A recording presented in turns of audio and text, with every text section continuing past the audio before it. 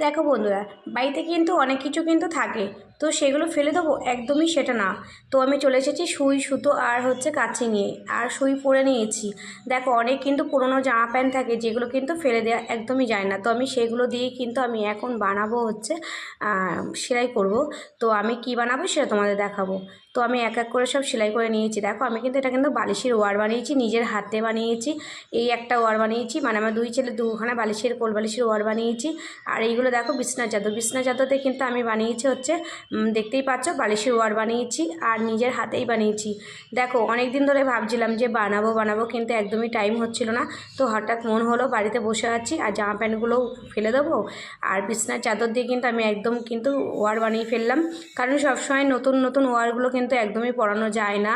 আর আমার বাড়িতে ছোটো ছোটো বাচ্চা আছে, তোমরা সবাই জানো, এর জন্য বাড়িতে পরানোর জন্য আমি বুদ্ধি খাটিয়ে কটা ওয়ার বানিয়ে ফেললাম। তো কেমন হয়েছে ওয়ারগুলো অবশ্যই কমেন্ট করে জানিও। আর তোমরা কারা কারা আছো এরকম পুরনো পুরনো জামা প্যান্টগুলো দিয়ে বালিশের ওয়ার বানাও।